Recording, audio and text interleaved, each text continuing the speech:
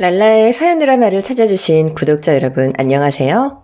오늘은 10년 묵은 채증이 내려가는 통쾌한 복수극 사이다 사연 한 편을 가지고 왔습니다. 그럼 바로 사연 읽어볼게요. 안녕하세요. 전 몇 년 전 남편과 이혼을 하고 홀로 딸아이를 키우고 있는 30대 아이 엄마입니다. 전 남편과 갈라서며 혼자 아이를 잘 키울 수 있을지 걱정도 많았는데 막상 이혼을 하고 보니 저에게도 아이에게도 아빠가 없는 게 차라리 낫다 싶네요.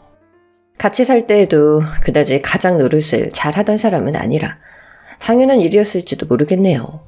그래도 그때는 제 딸이 아빠 없이 자라게 할 수는 없다 싶어서 이혼 결심이 쉽지가 않았는데 지금 이렇게 잘 지내고 있는 걸 보니 차라리 좀 더 일찍 갈라설 걸 그랬다 싶기도 합니다.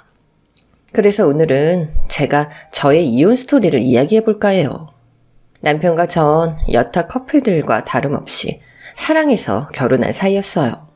지인의 소개로 만나서 3년간 연애를 했고 평생 행복하게 해주겠다는 남편 말을 믿고 결혼을 결심하게 되었죠. 주영아, 사랑해. 내가 평생 행복한 여자로 만들어줄게. 나랑 결혼해줘. 그때만 해도 그렇게 말하는 남편이 정말로 평생 절 사랑할 거라 생각했습니다. 연애 때만 해도 간이고 쓸개고 다 빼줄 정도로 저한테 지극정성이던 남자였거든요. 물론 저도 결혼만 하면 남자들이 바뀐다는 이야기 수도 없이 들어봤지만 제 남편은 절대로 그럴 거라 생각하지 않았습니다. 그래서 가난한 주머니 사정에 싸구려 결혼 반지를 건네며 프로포즈하는 남편에게도 눈물을 흘리며 감동을 받았던 저였는데 그런 제 결혼 생활이 10년도 채 못 갈 줄은 몰랐어요. 결혼할 때만 해도 남편과 제 사이는 무척 좋았지만 시어머니는 처음부터 절 그리 좋아하지 않으셨어요. 뭐 며느리 미워하는 게 시어머니들의 취미인진 모르겠지만 시어머니는 먼저 결혼한 형님은 무척 아끼시면서 막내 아들과 결혼한 저한텐 참 박하게 하셨습니다. 애초에 저희가 결혼하겠다고 결혼 허락 받으러 찾아갔을 때부터 절 보려고 시댁에 구경 온 것처럼 놀러와 있던 형님과 대놓고 차별을 하시더라고요. 보통은 처음 온 손님한테 조심스럽게 굴고 원래 있던 식구한테 편하게 하는 게 당연할 텐데도 되려 반대의 상황이었어요. 그래, 너 칼질은 좀 하니? 집에서 살림은 좀 배웠어? 부모님이 식당 하신다며 뭐 국밥 장사라 그랬나? 그럼 어깨너머로 음식은 좀 배웠을 거 아니야. 저희 부모님이 가게 하시는 건 맞는데 전 요리는 잘 못해요. 그래? 부모님 고생하시면서 장사하시는데 안 도와드리고 뭐 했니? 시집 오기 전에 신부 수업이라도 좀 잘 받고 오지. 결혼하면 살림하고 칼질하고 다 해야 할 텐데 넌 요리 못하는 게 자랑이니? 네. 저도 그동안은 공부하느라 일하느라 바빠서요. 이제라도 잘 해보겠습니다. 그래, 그럼 여기 과일 좀 네가 깎아봐라. 못한다고 안 할 생각 말고 자꾸 해버릇 해야지, 안 그러니? 처음엔 시어머니가 절 시험해보려고 그러시는 줄 알고 전 서툴기는 하지만 열심히 공들여 과일을 깎았습니다. 저도 집에서는 나름 곱게 자라서 일은 별로 안 해봤거든요. 그래도 얼추 살도 너무 깎아먹지 않고 예쁘게 잘 깎은 것 같아서 뿌듯했죠. 그런데 그렇게 제가 깎아둔 과일을 어머니는 곧바로 형님 입에 넣어주시더라고요. 고생한 저한테는 먹어보라 소리도 안 하시면서 말이죠. 아가, 이거 하나 먹어봐. 내가 아침부터 시장 가서 사온 과일이다. 요즘 사과가 제철이라고 하니 달 거야. 어때? 맛있어? 응, 너무 맛있어요, 어머니. 어머니도 좀 드세요. 난 괜찮아. 아유, 그래, 맛있으면 너 많이 먹어라. 예, 넌 사과만 깎지 말고 배도 좀 깎아봐. 근데 그런 시어머니보다 더 황당한 건 형님이었습니다. 저희가 오늘 처음 본 사이가 맞는 건지 제가 다 당황스러울 정도로 절 면박을 주더라고요. 근데 동서가 말한 대로 동서는 요리에는 별 재주 없나 봐. 난 국밥집 딸이 시집 온다 그래서 엄청 기대했더니 이거 사과 깎은 거 봐. 울퉁불퉁 깎아놔서 먹다가 입안이 헐겠다. 어머니가 아침부터 좋은 사과 사오셨는데 이렇게 엉망으로 깎아서 어떡해? 동서는 사과 하나 제대로 못 깎는데 다른 요리는 어떻게 하려고 그래? 결혼하면 동서 사이 될 거라고 하지만 아직 식장에 들어가지도 않았는데 언제 봤다고 나한테 반말을 하는지 어이가 없더라고요. 그런데 그런 형님이 기고만장한 데는 다 이유가 있었습니다. 알고 보니 형님이 꽤 있는 집 딸이었더라고요. 사업하시는 아버지와 교수하시는 어머니 밑에서 부잣집 외동딸로 부족한 것 없이 자랐다고 들었어요. 어머니가 교수시라 그런지 학벌도 좋고 집안도 빵빵하고 말 그대로 상류층 자제였던 거죠. 그래서인지 시어머니가 그런 형님을 엄청나게 좋아하시는 게 제 눈에도 보였습니다. 형님 손에 물이라도 묻을까 어찌나 전전긍긍 하시는지. 저더러 국밥집 딸이라며 과일이나 깎아보라 하시던 것과는 너무나 다른 대우였죠. 하지만 전 그러려니 했습니다. 전 이제 새로 들어온 식구이고 형님은 먼저 결혼했으니 시어머니와 더 가까울 수밖에 없겠죠. 거기다가 아주버님이 결혼하실 때 형님 내에서 집을 해주셨다니 아마 그래서 더 그런가 보다 싶었어요. 저희는 연애하던 시절 이미 반반 결혼을 하기로 결정한 탓에 양가 집안에 손 벌릴 일은 없었거든요. 시댁이 아버님이 일찍 돌아가시고 홀어머니 혼자 아들들을 키운 분이시라 남편은 오래전부터 부모님 도움 받지 않고 결혼하겠다고 말을 했었어요. 저희가 결혼 생각이 없던 연애 초반부터 저한테 줄곧 그런 얘기를 해왔기에 전 당연히 남편의 말에 따라주기로 했죠. 전 대학 졸업하기 전에 경험 삼아 인턴으로 들어갔던 회사에서 운이 좋게 일찍 취업이 된 케이스라 또래보다 사회생활을 일찍 시작해서 모은 돈이 꽤 있었어요. 남편도 어려서부터 홀어머니 고생시키기 싫어 그런지 알뜰살뜰 돈을 꽤 모아놨더라고요. 그래서 저희들은 각자 모은 돈 1억 5천씩을 각출해서 집을 사기로 했습니다. 그때만 해도 한국이 지금처럼 집값이 널뛸 때가 아니라서 3억에 대출 조금 끼면 서울에서 괜찮은 아파트를 구할 수 있었거든요. 신축은 아니었지만 그래도 신혼부부 살기에는 괜찮은 18평대 아파트였죠. 난 자기가 알뜰해서 좋아. 보통 여자들은 결혼하기 전에 돈도 별로 못 모았던데 자기는 입고 다니는 것도 하고 다니는 것도 늘 검소하고 개념 있잖아. 덕분에 우리가 이렇게 집도 사고, 그치? 전 꾸미는 것도 잘 못하고 그런 쪽으로는 별 관심이 없어서 화장품이나 의류 쇼핑을 잘 안 하는 편이었어요. 그렇다고 술을 마신다거나 딱히 돈 들어가는 취미도 없었고요. 게다가 부모님이 어려서부터 자녀들에게 근검절약을 몸에 익히며 키우신 탓에 남의 식당을 가더라도 휴지 한 장까지 아껴 쓰는 버릇이 들어있었죠. 그래서 버는 돈은 족족 모으게 되었는데 남편은 그런 제가 개념 있다며 좋아하곤 했습니다. 결혼해서도 알뜰살뜰 잘 살 것 같다며 저한테 돈 관리를 맡기겠다고도 했었죠. 제가 남편을 좋아했던 건 남편의 그런 모습 때문이었어요. 있으면 있는 대로, 없으면 없는 대로 사는 거라며 허세 없이 물질적인 것에 얽매이지 않고 늘 당당한 모습이 보기 좋았거든요. 돈이라는 건 있다가도 없고 없다가도 있을 수 있는 건데 그런 것에 일이 일비하며 사는 사람이 아니라 좋았어요. 돈 앞에서 구차해지지 않는 것 말이에요. 그래서 결혼하면서도 그렇게 서로 맞춰가고 의지하면서 살아가면 될 거라 생각했죠. 결혼 전부터 시댁 식구들에게 쎄한 기운이 느껴졌지만 어차피 결혼은 남편과 하는 거니 괜찮을 거라 생각했습니다. 남편이 내 편이라면 어떤 일도 이겨낼 수 있을 것 같았거든요. 그런데 평생 내 편일 것 같던 남편이 결혼을 하자마자 남의 편이 될 줄은 몰랐습니다. 결혼해도 최우선은 제가 될 거라고 말하던 남편이 시댁 식구들 앞에서 저를 바보처럼 세워둘 줄은 몰랐죠. 결혼을 하고 시댁 식구들을 접하게 되며 전 생각지도 못한 스트레스를 받게 되었습니다.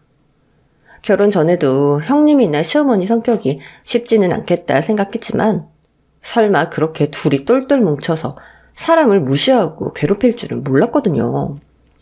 무슨 중학생들을 왕따시키는 것도 아니고 여자 둘이서 새로운 식구 배척하는 게 다 큰 어른들이 유치해도 너무 유치하다 싶었습니다. 그래서 처음엔 별로 대수롭게 생각하지도 않았어요.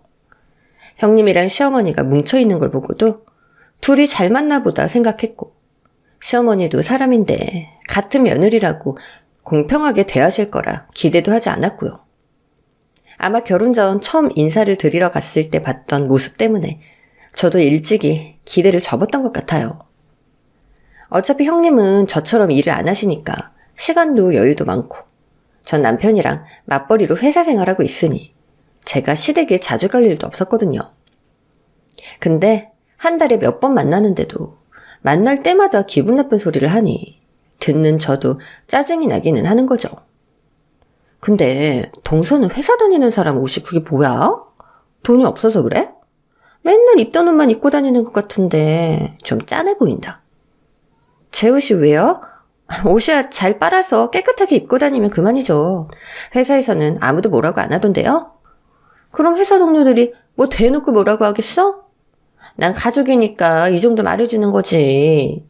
나이 들수록 여자는 겉모습에 신경을 써야 돼. 밖에 나가면 사람들이 사람을 뭘로 평가하겠어? 그 사람이 두른 거, 입은 거, 그런 거 보고 평가할 거 아니야. 근데 동서는 어디서 뭐 주워온 것 같은 옷 입고 시장 가방 들고 다니니까. 이제 우리도 한 집 식구 됐는데 동서랑 나랑 너무 비교되지 않겠어? 글쎄요. 사람들이 생각보다 남들한테는 별로 관심 없지 않나요? 저만 해도 형님이 뭐 입고 계시는지 그런 거 안 봐서요. 형님이야 그런데 관심이 많으셔서 그러시겠지만 그런 거 관심 없는 사람도 많아요. 각자 추구하는 게 다른 거죠. 너는 윗사람이 말하는데 어디서 따박따박 말대꾸를 하니? 일러주면 예 알겠습니다 하고 들을 줄 알아야지. 큰애 말 틀린 거 하나도 없다. 아무리 없이 산다고 해도 그런 거 펴내고 다닐 필요 있니?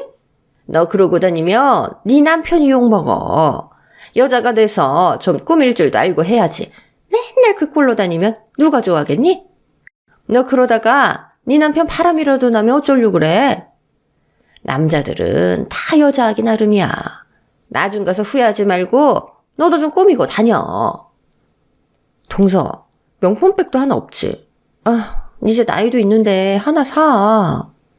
뭐 하긴 그것도 뭐 돈이 있어야 하는 거지. 국밥집 딸이 무슨 여유가 있겠어? 그나저나 동서는 친정 부모님 건강하시길 빌어야겠다. 그래야 오래오래 일하시지. 안 그러면 동서랑 서방님이 친정 부모님 노후도 책임져야 되는 거 아니야? 뭐? 너 혹시라도 그런 일 생기기만 해? 우리 아들이 처가부모 모신다고 고생하는 꼴 내가 못 보지? 너 괜히 나중에 네 남편 고생시킬 생각하지 말고 애 낳기 전까지 열심히 돈이나 모아. 애 낳고 나서도 일 그만둘 생각은 하지도 말고. 알겠어? 좀 꾸미고 다녀라. 명품 들고 다녀라. 그런 소리는 그냥 그렇다 치더라도 우리 부모님 걱정을 왜 지들이 하는지. 남편 고생시킬 짓 하지 말라며 아주 난리들이더라고요. 언제 우리 부모님이 사위한테 얹혀 살겠다고 한 적도 없고 결혼하고서 사위한테 밥 한 번 얻어드신 적도 없는데 말이에요. 매번 국밥집 얘기하며 둘이 낄낄거리는 걸 보니 아무래도 제가 국밥집 딸이라는 게 그 사람들한텐 엄청난 비웃음이 되는 모양이었습니다. 저희 부모님이 도둑질해서 돈을 버시는 것도 아니고 열심히 일해서 돈 버시는 건데 남이사 국밥집을 하던 중국집을 하던 무슨 상관이라고 말이에요. 그런다고 제가 그런 걸 일일이 대꾸하고 따져 묻기에는 그 일들이 너무 하찮고 유치하다 싶었어요. 세상에서 돈 가지고 갑질하는 게 제일 천박한 짓이고 남이 가진 걸로 비웃는 게 제일 경박한 짓이라고 하시던 저희 부모님의 가르침 때문인지 제가 그런 걸로 무시당한다고 발끈하는 게 우습더라고요. 그래서 그냥 한 귀로 듣고 흘리고 말곤 했지만 남편까지 그 말에 동조하는 듯 가만히 있는다는 건 좀 속이 상하는 일이었습니다. 언제는 내가 검소하고 알뜰살뜰해서 좋다는 남편이 제가 부잣집 형님과 사사건건 비교당하고 무시당하는 일을 늘 구경만 하고 있었거든요. 난 시댁이니까 어쩔 수 없이 참고 있는 거라고 해도 남편은 자기 집이니 저 대신 한 소리 해줘도 될 텐데 한 번도 제 편 드는 적 없고 오히려 제가 2대1로 당하는 동안 옆에서 남처럼 늘 지켜보고만 있는 겁니다. 오히려 아주버님이 형님을 말릴 정도인데 내 편이라고 생각했던 남편이 그런다는 게 제일 실망스러웠어요. 돈 앞에서 다 평등하다고 괜히 기죽는 것 없이 당당한 사람인 줄 알았더니 형수 집안이 잘 나간다고 콩고물이라도 떨어지기를 기대하는 건지 남편은 늘 자기가 먼저 설설 기는 모양이었죠. 어쩌면 전 형님 눈치 안 봐서 형님이 절 더 싫어했을지도 모르겠네요. 그런데 늘 형님과 비교당하던 제가 하필이면 형님과 엇비슷한 시기에 임신을 하게 되었습니다. 시어머니는 손주들의 성별을 무척 궁금해하셨어요. 저야 제 자식이니 아들이던 딸이던 아무 상관없었지만 저희 시어머니에게는 그 문제가 아주 중요한 문제였나 봅니다. 제가 임신 소식을 전하고 아이 성별을 알게 될 때까지 하루 걸러 전화하시면서 뱃속 아이의 성별을 궁금해하셨거든요.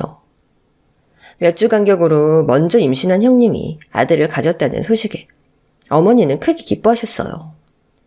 그리고 얼마 뒤 저도 드디어 아이의 성별을 알게 되었죠. 그래, 병원 갔다 왔어? 애 성별이 뭐라디? 아들이라 그러지? 아들일 거야. 선생님은 아이가 엄마 닮았다더라고요. 뭐야? 아이, 그럼 딸이라는 소리 아니야? 아니, 너는 뭐 하나 내 마음에 들게 하는 게 없니? 그나마 아들 좀 품었다고 하며 잘해주려고 그랬더니 너는 네 폭을 그냥 네 발로 걷어차버리는구나. 어머, 동서 결국 딸이야? 그래도 첫 자식은 아들이 든든하지. 딸이 또 나오면 되는 건데. 그래도 어머니, 제가 아들은 아들이잖아요. 너무 상심하지 마세요. 시어머니야, 옛날 사람이고 당신이 아들만 둘 기르셨으니 아들 타령을 이해한다고 하지만 형님은 저희 또래에다가 자기도 외동딸로 자랐으면서 제가 딸을 낳았다는 걸 비웃는 것이 이해가 되지 않더라고요. 전 제가 딸이라서 그런지 딸이던 아들이던 무슨 상관인가 싶은데 말이에요. 그리고 그날부터 저의 고난이 본격적으로 시작되었습니다. 시어머니도 그동안에는 말로만 하시던 차별들을 이제는 행동으로 옮기시더라고요. 며느리 둘이 나란히 임신을 했으니 축하라도 하자며 다 같이 시댁에 모였는데 그날 시어머니가 형님 선물만 챙기셨더라고요.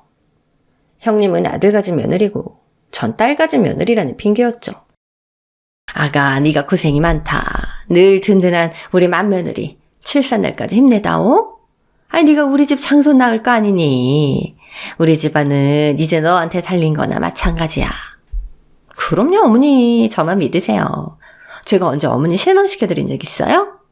동서가 못하는 만큼 제가 다 할 테니까 어머니는 염려 놓으세요. 아유, 그러게. 며느리가 둘인데 하나는 영 마음에 안 들어서 차라리 없는 이만 못하다, 얘. 어머니, 근데 이거 뭐예요? 저희 선물이에요? 아, 그거 둘 다 네 거야. 하나는 애기 신발이고 하나는 베네 저고리야. 성별 알았으니까 파란색으로 골라왔지. 나중에 애 낳고 나면 입혀놔라. 어머니, 제 건 없어요? 저도 임신했는데요.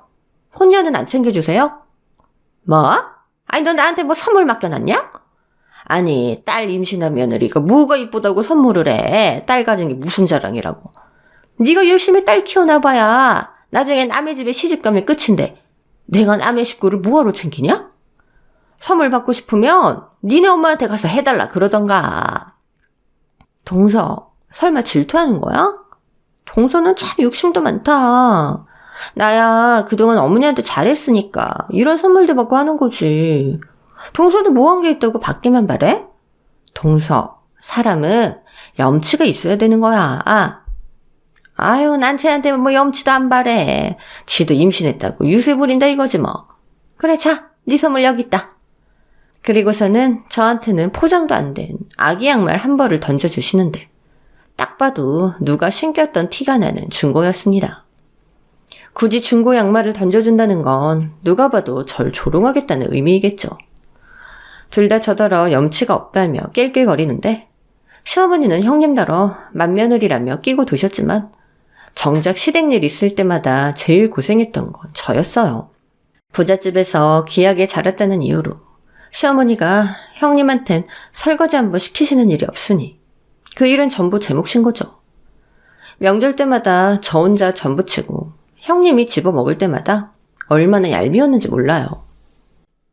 그래도 뭐 어쩌겠어요. 내가 선택해서 한 결혼이고 시집은 이상 며느리 도리는 해야겠다 싶었으니 군말 없이 해야겠죠. 형님이야 돈 많다고 시댁에 용돈 자주 챙겨드리니까 돈 안 드리는 전 그냥 몸으로 때워야지 싶기도 했습니다.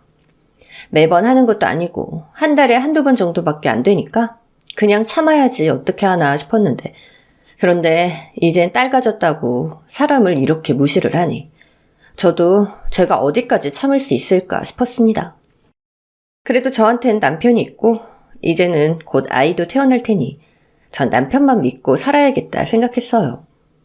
중간 노릇 잘하는 남편은 아니었지만 그래도 전 그때까지 남편을 믿었거든요.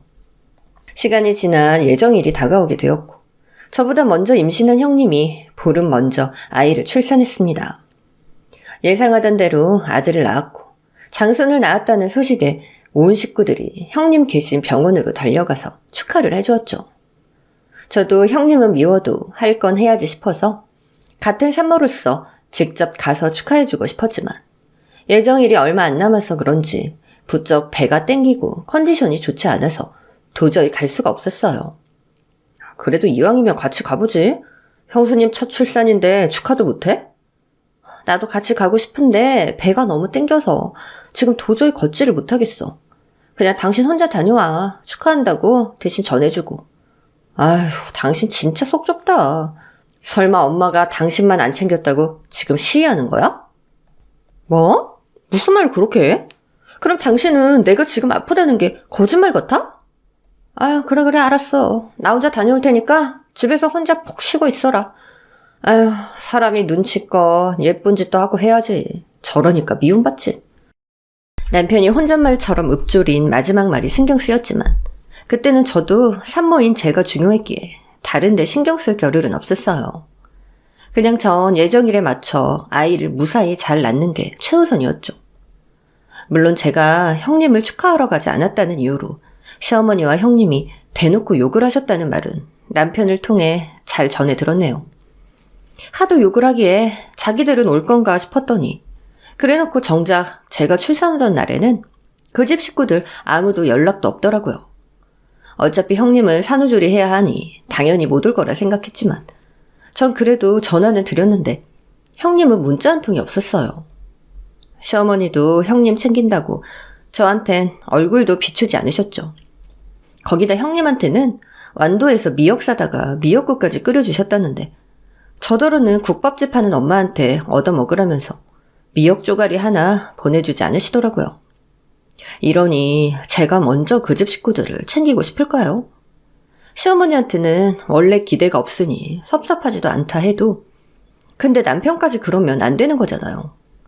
산후조리원에서 퇴원해서 집으로 돌아가는 날 집에 갔더니 남편이 집에 없는 겁니다. 내가 그날 몇 시에 집에 간다고 몇 번이고 말을 했는데 저를 직접 데리러 오지도 않고는 가보니 집에도 없는 거죠. 남편 대신 퇴원을 도와주신 친정 부모님이랑 같이 집에 들어갔다가 남편 없는 걸 들키고 얼마나 민망했는지 전 저도 모르게 거짓말을 하고 말았습니다. 근데 김서방은 어디 갔니? 오늘 너 퇴원하는 거 몰라? 아, 그게 회사에 급하게 출장이 잡혔다 그러더라고. 아까 전화 왔었어. 출장 안 가겠다 그러는 거 내가 그냥 가라 그랬지. 이제 아기까지 있는데 회사 생활 열심히 해야 되잖아. 그래도 이런 날은 좀 같이 있어주면 좋은데. 그럼 너 혼자 있을 수 있겠어? 엄마가 같이 있어줄까? 아니야. 나 괜찮아. 엄마도 일하러 가야지. 나 그냥 아기랑 자고 있으면 되니까 걱정하지 말고 가. 친정 부모님께 거짓말까지 해야 했던 제 심정이 어땠을까요? 늦은 저녁이 되어서야 돌아온 남편은 회사 일 때문에 바빠서 까먹었다고 말했습니다. 하지만 평소에는 세세한 일들까지 기억하는 남편이 저의 퇴원 날짜를 잊었다는 걸 도저히 믿을 수가 없었죠.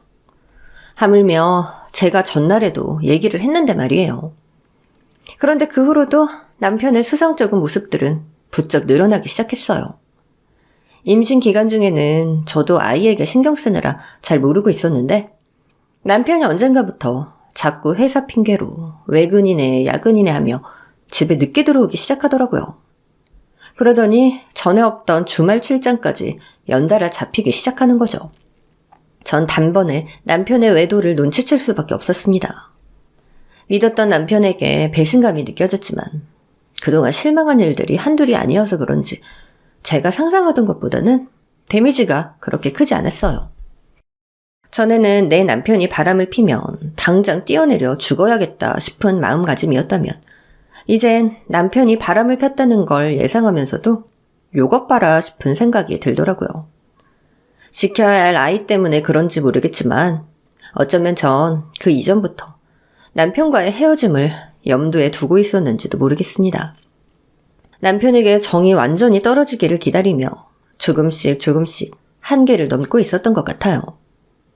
그러던 어느 날 결국 일이 터지고 말았습니다. 캔디처럼 참고 또 참던 제가 드디어 뚜껑이 열려버리는 일이 벌어지고 말았죠.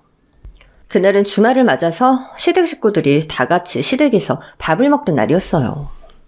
매번 봐서 좋을 것도 없는데 왜 자꾸 모이자고 하는지 모르겠고 어차피 시어머니가 저랑 저희 딸을 반겨주시는 것도 아니니 그냥 남편 혼자 갔다 왔으면 싶었지만 저도 그때까지는 최소한 며느리놀이 하겠다고 싫은 시댁을 꾸역꾸역 가곤 했습니다. 저야 시어머니 밉다 해도 아직 아무것도 모르는 딸애는 할머니랑 잘 지냈으면 했거든요. 그것도 제 바람일 뿐이지 늘 저희 딸과 형님 아들을 차별하는 시어머니셨지만 자꾸 보다 보면 정이 들고 저희 딸도 예뻐해 주시겠지 희망을 가지며 시댁을 찾곤 했습니다. 내 속 긁는 시어머니와 형님의 그 꼴 보고도 남의 편이나 드는 남편 때문에 시댁에서 먹는 밥은 별 맛도 없고 흥도 없지만 그 정도는 해야 저도 가정을 유지할 수 있을 거라 생각하며 불편한 자리를 어쩔 수 없이 견뎌야 했죠. 그때까지도 제가 바람난 남편과 못된 시어머니를 견딘 건 전부 제 딸 때문이었어요.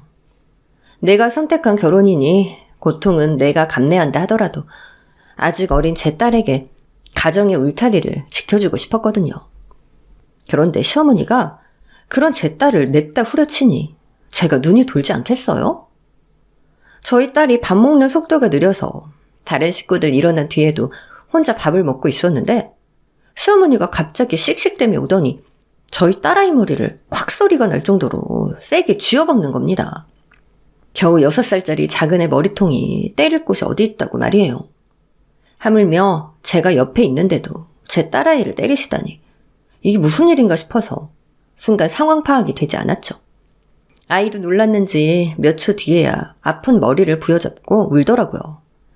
와 하는 울음소리에 정신이 퍼뜩 든 제가 제 딸을 또 때리려는 시어머니의 손목을 낚아챘습니다.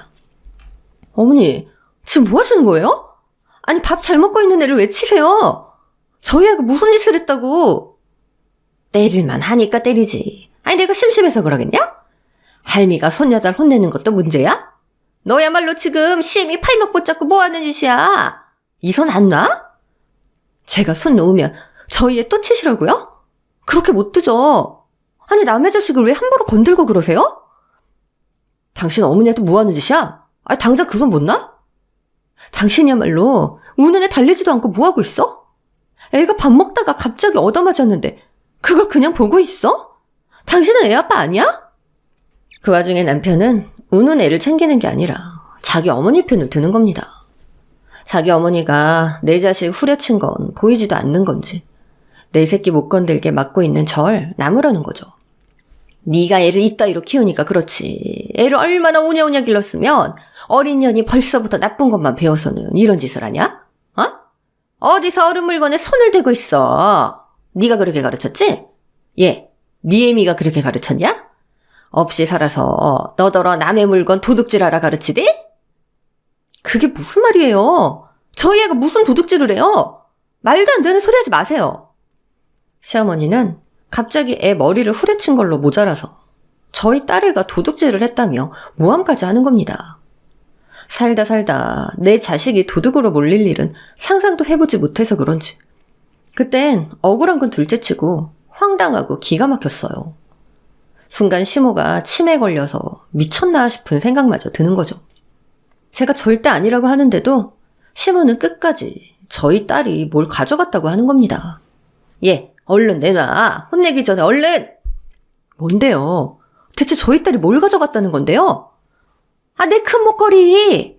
내가 제일 아끼는 금목걸이가 없어졌는데 얘가 가져간 게 분명하다니까? 전에도 와서 내 목걸이를 만지작거리더니 그걸 집어간 거지. 저희 애가 그걸 왜 가져가요? 어디 잘못 두고 그러시는 거 아니에요? 아니면 다른 사람이 가져갔을 수도 있지. 왜 저희 애만 의심하세요? 이 집에 그런 짓 할 사람이 너랑 네 딸 말고 또 있냐? 큰애야 없이 사는 것도 아니고 그런 거 관심도 없을 거고 우리 장손이야 그런 엄마 밑에서 부족한 것 없이 자랐으니 나쁜 손버릇 있을 리도 없지. 그럼 너 아니면 네 딸 아니야. 근데 네가 들락거렸으면 내가 못 봤을 리가 없는데 그럼 저 조그만 것이 그랬을 거 아니냐. 하여간에 이래서 없이 살면 안 되는 건데 애미가 애를 그렇게 키웠으니 어린 게 벌써부터 남의 물건에 눈독이나 들이지. 시어머니는 말도 안 되는 억지로 제 딸을 의심하고 있었습니다. 저는 그 목걸이가 뭐 어떻게 생겼는지 기억도 안 나는데 하물며 6살 아이는 언제 본 걸 기억할 것이며 기억을 한다고 한들 걔가 뭘 안다고 그걸 가져갔겠어요. 그 나이 때 여자애들이야 반짝거리면 다 좋아하니 잠깐 쳐다봤을 수는 있지만 설마 그게 돈 욕심이 나서 가져갈 리 있나요? 게다가 집 안에서 없어졌으면 어디 잘못 뒀을 수도 있고 집에 있던 식구 모두를 의심해야 맞는 거죠. 근데 시어머니는 저와 제 딸이 가난해서 그런 걸 탐내는 거라며 죄 없는 저희를 도둑으로 몰고 있었습니다. 그동안 없이 산다고 사사건건 무시하고 형님이랑 비교를 해대더니 이제는 아무것도 모르는 저희 딸까지 가난뱅이 도둑 취급을 하고 있었네요. 그동안은 자격지심 있는 사람들이나 남이랑 비교하고 그러는 거라면서 그런 거 일일이 대꾸해서 뭐하나 싶어 참아왔지만 나한테 그러는 건 참아도 귀한 내 자식에게 그러는 건 도저히 참을 수가 없었습니다. 남편까지도 자기 딸을 의심하는지 아무 대꾸도 못하고 시모 얘기를 듣고 있는 걸 보니 나까지 참으면 정말 내 딸한테 할 짓이 아니다 싶었던 거죠. 결국 터질 대로 터진 전 그 자리에서 모든 사실을 밝히고 말았습니다. 사람이 없이 산다고 다 도둑질하고 살아요? 그럼 부자들 탈세는 뭐하러 하고 있는 놈들이 더하다는 소리는 왜 나와요? 말도 안 되는 억지 부리면서 내 딸 매도하지 말아요. 그리고 내가 진짜 돈 가지고 유세 부리는 게 제일 더럽고 치사해서 여태 말도 안 하고 살았는데 나 그딴 금목걸이 잃어버렸다고 전전긍긍하는 당신이 무시할 만한 사람 아니거든? 당장 내 통장에 얼마가 들어있는 줄 알고 하는 소리예요? 다들 돈이 얼마나 있어서 사람을 무시하는지 모르겠지만 돈이라면 나도 부족하지 않게 있거든? 이게 하다 미쳤나? 야, 네가 돈이 어딨어? 어디 뭐 남의 돈이라도 훔친 거야? 이거나 보고 얘기해요. 여기 내 계좌에 찍힌 돈. 동그라미 깃수가 몇 개인지 보이기나 해요?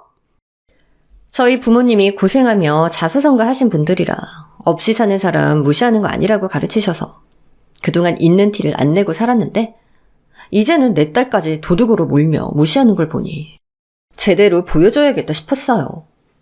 내가 그깟 돈이 없어서 숨죽이고 살았던 게 아니라는 걸 말이에요. 전 그 자리에서 은행 어플들을 켜서 통장 잔고를 보여주었습니다.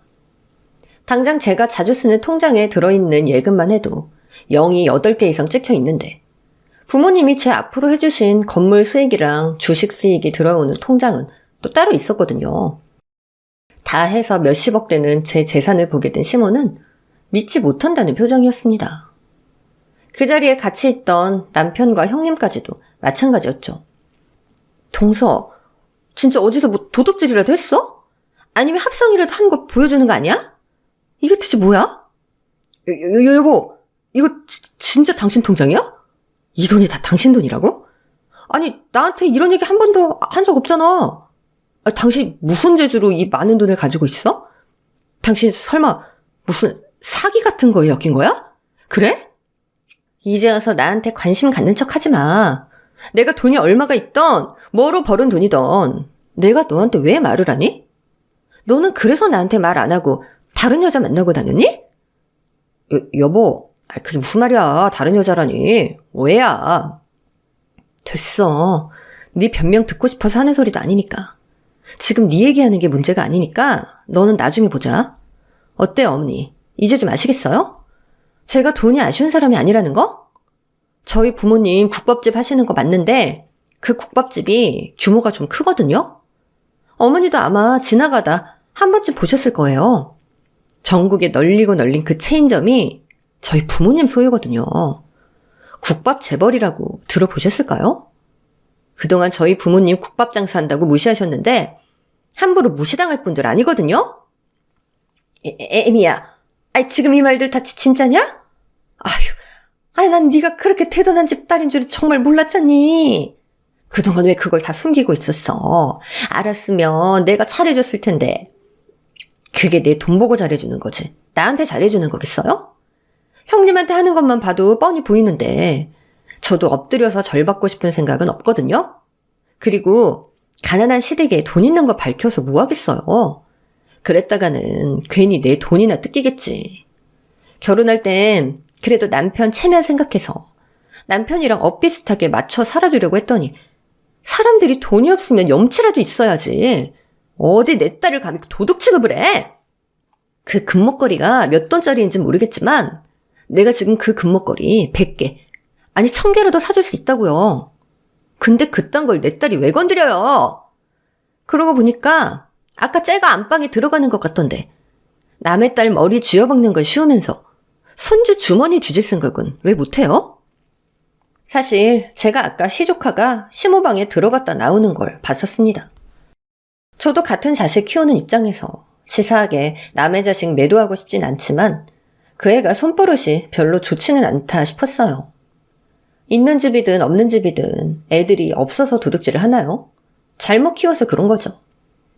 형님이 애를 얼마나 오냐오냐 키웠는지 지 눈에 보이는 건 죄에다 지 거라고 우기는 애라서 저희 애 장난감 뺏어가고 제 가방에 들어있던 사탕까지 훔쳐먹는 걸 몇 번 봤었습니다. 내 자식도 아닌데 혼낼 필요가 뭐 있나 싶어서 그냥 두었는데 그런 애가 시모 목걸이를 챙겼을지는 누가 아나요? 저는 자기 엄마 뒤에 숨어 고개를 빼꼼 내밀고 있는 시조카를 잡아 끌어 그 아이의 주머니를 뒤지기 시작했습니다. 동서, 지금 뭐 하는 짓이야? 설마 우리 애가 가져갔다는 거야? 남의 애를 왜 건드려? 안 그래도 얘가 그동안 우리 딸 물건을 얼마나 건드렸는 줄 알아요? 형님도 그동안 뻔히 봤으면서 아무 말 안 했잖아요. 그동안에는 그깟 것들 그냥 새 거 사주면 되지. 뭐하러 분란 만드나 싶어 그냥 두고 봤더니 바늘도둑이 소도둑 됐나 보네. 얘, 너 가만히 좀 있어봐. 이거 봐. 여기 있잖아요. 결국 시조카 주머니에서 금목걸이가 튀어나왔죠. 애가 버릇이 나쁘다 했더니 지 눈에 띄는 건 그냥 다 챙겨가는 모양이었어요. 지가 가져갔으면서 그동안 시침이 떼고 가만히 있더니 제가 주머니에서 목걸이를 꺼내자 애가 억지 눈물을 흘리더라고요. 역시 애들은 나쁜 걸 먼저 배운다 그러더니 자기 엄마 평소 하는 대로 아주 좋은 걸 배웠네요. 엄마, 아니 그게 왜 여기 있어? 동혁아, 너 아니지? 네가 한 거 아니잖아. 아이고 이게 대체 무슨 일이야? 아유 세상에 동혁아, 그걸 왜? 왜요? 귀한 집 아들은 도둑질 안 할까 싶었어요? 그럼 엄마가 수십억 들고 있는 저희 딸은 당연히 그럴 일 없겠네요. 그럼 이제 우리 딸 아닌 거 알겠죠? 확인했으면 당장 내 딸한테 사과부터 하세요. 그리고 형님은 대체 애를 어떻게 키운 거예요? 그동안에는 남의 사탕이나 훔쳐먹길래 바늘도둑인 줄 알았더니 벌써부터 금 보고 환장을 하네? 형님 돈도 없지 않다면서 애한테 금목걸이 좀 넉넉히 사주지 그랬어요. 그 정도는 뭐 껌값 아닌가? 뭐? 이게 미쳤네 진짜. 어디 손윗 사람한테 행패야 행패가. 우리 애가 이런 걸 당하는 거 보면 우리 부모님이 가만히 계실 것 같아? 니네 부모님이 국법장사에서 돈을 뭐 얼마나 벌어제꼈는지 모르겠지만 우리 부모님은 정치권에 영향력이 있으셔. 너 같은 거 당장 고소해서 콩밥 먹일 수도 있다고. 그래요? 그럼 고소하시던가. 누구는 아는 사람 없는 줄 아나. 우리 부모님도 그쪽이 그렇게 무시할 만큼 힘 없는 사람들 아니거든요? 지금 당장 저희 부모님이 전화하셔도 도와주실 분들 많아요. 형님 부모님이 누구랑 골프 친다고요? 저희 부모님도 골프 치는 지인들 많으시거든요? 동서는 무슨 말을 그렇게 해? 아니 남의 부모님은 왜 건드려? 먼저 건드린 건 형님이죠. 그러게 왜 사람을 건드려? 그리고 그런 게 이번뿐이야? 형님이 그동안 우리 부모님 국밥집 한다고 제대로 자식 교육에는 시켰겠냐면서 사람 무시한 거 내가 모를 줄 알아요? 그동안 그런 소리 듣고도 내가 왜 참았다고 생각해요? 정말 칼질할 수 있는 사람은 칼을 함부로 안 휘두르거든. 근데 칼자루 쥐고 있는 사람이 정말 마음을 먹으면 어떻게 될까? 칼이 무서워서 못 휘두를까? 그거 잘 생각하셔야죠. 있는 집 자식이라고 못 건드릴 거 있겠어요? 오히려 우리 집은 장사치 집안이라 그런지 돈만 많지 명예욕은 별로 없어서요. 형님 아버님이 뭐 지역구 의원 출마할 거라고 하셨나? 어디 그거 생각도 못 해보게 해드릴까? 털어서 먼지 안 날 사람 없을 텐데 다시는 동네에 얼굴 못 들고 다니게 할 수도 있어요. 어머, 기 막혀. 어머니, 동서 좀 어떻게 해보세요. 둘째야, 네가 참아라. 큰애 제가 뭘 알겠니? 공부만 하느라 사회생활도 한번 못 해보는데 제가 뭘 알겠어. 저런 걸 우물안 개구리라고 그러는 거야. 그래서 쟤는 지 자식을 잘못 키운 거지. 오냐오냐 키운다고 다 되는 것도 아닌데 말이야. 둘째야, 내가 그동안 널 몰라보고 실수를 많이 했구나. 내가 다 진심 아니었던 거 알지? 내가 잘못했다. 내가 다정이랑 너한테 진심으로 사과하마. 다정아 미안해. 할미가 잘못했어. 할미가 때린 거 많이 아팠지? 할미가 호해줄게. 일로와. 싫어, 할머니 싫어! 할머니 미워! 어머니, 차라리 평소 하던 대로 하세요. 이제 와서 제 눈치 보시는 게 더 가증스러워요. 그동안 한 짓이 있는데 사과하면 뭐가 달라져요? 돈 앞에서 사람 취해진다더니 어머니도 진짜 심하시네요. 어차피 이제 와서 저한테 뜯어먹을 거 없으니까 그냥 하던 대로 하세요. 이 사람이랑 이혼하면 우리 앞으로 볼 사이도 아닌데 제가 어머니한테 사과받아서 뭐 하겠어요? 여보, 그게 무슨 말이야? 우리가 이혼을 왜 해? 성격 좋은 내가 많이 참아보려고 했는데 도저히 안 되겠다. 사람이 돈이 없어도 천박하지를 말아야지. 네 엄마나 너나 아주 천박해서 못 쓰겠어. 가진 것 없는 놈 성격이라도 좋은 줄 알고 데리고 살려고 했더니 뭣도 없는 놈이 감히 바람을 펴? 내가 그동안 증거 다 모아놓은 거 모르지? 지금 당장 소송해도 내가 이겨. 당신도 변호사 구하던가 어쩌던가 뭐 알아서 해. 아주 이 지긋지긋한 관계에 끝을 내자. 그리고 당신 애인한테 상간녀 소송도 할 거니까 돈 마련해 놓으라고 하고. 알겠지? 그 전 곧바로 이혼 전문 변호사를 만나 상담을 시작했습니다. 이미 진작 남편의 외도 증거들을 모아놨었고 남편이 그리 철두철미한 성격도 아니다 보니 제가 이혼 소송에서 불리해질 일은 없었어요. 거기다가 시모에게 얻어맞은 아이의 진단서까지 끊어둔 덕분에 아이 양육권은 당연히 제가 가져가고 그동안 시댁에서 구박받으며 불안정했던 아이의 심리 상태를 이유로 남편은 아이의 면접 교섭권도 박탈당했습니다. 그랬더니 양육권 도로 가져가겠다고 난리를 피우더라고요. 그동안 자기 딸 구박당하는 거 뻔히 보고만 있던 놈이 이제 와서 아이를 데려가겠다고 하는 게 어이가 없었죠. 그런 놈에게 전 더더욱 제 딸을 보여줄 수 없었어요. 여보, 제발 다정이 좀 보여줘. 그래도 내가 아빠인데 이렇게 자식이랑 생리별을 해? 내가 돈 없으면 염치라도 챙기라고 했지. 네가 그동안 아빠 노릇 뭘 했다고 이제 와서 난리야. 다정이가 너 보기 싫다는데 네가 왜 애를 봐? 그래도 다정이 내 애잖아. 당신이 다정이한테 말 좀 잘해봐. 다정이가 싫대. 당신이랑 당신 가족들이 다 싫다네. 애가 그동안 얼마나 스트레스를 받았으면 그러겠어? 당신은 애한테 미안하지도 않아? 당신이 아이 걱정하면 해줄 일은 딱 한 가지야. 다시는 애 찾아오지 않는 거. 애한테 더 이상 스트레스 주지 말고 우리 찾아오지도 마. 하긴 이젠 찾아와도 볼 수도 없겠지만. 그게 무슨 말이야? 당신 어디 가? 다정이랑 같이 해외 나갈 거야. 애가 조금이라도 스트레스 받는 게 싫어서 이혼 가정도 흠 안 되는 외국에서 아이 키우려고. 그리고 나도 하고 싶은 공부 더 하려고. 그런 게 어딨어? 그럼 나랑 다정이랑 영영 헤어지라고? 내가 당신한테 양육비 안 받겠다고 한 건 당신이 아빠 노릇 할 필요가 없어서야. 다정이 앞으로 내가 혼자서 알아서 잘 키울 거니까 당신이 관심 가질 필요 없어. 당신 뒤늦게 이러는 거 미련이고 고집이야. 애 생각하지도 않아 놓고 이제 와서 무슨 짓이야? 또다시 찾아오면 경찰에 신고할 테니까 그렇게 알아. 저는 그 후 아이를 데리고 미국으로 건너오게 되었습니다. 그리고 지금은 이곳에서 잘 적응하며 지내고 있어요. 처음엔 아이가 낯선 환경에서 적응을 잘할까 싶었는데 아직 어려서 그런지 오히려 낯선 환경에도 금방 적응을 하더라고요.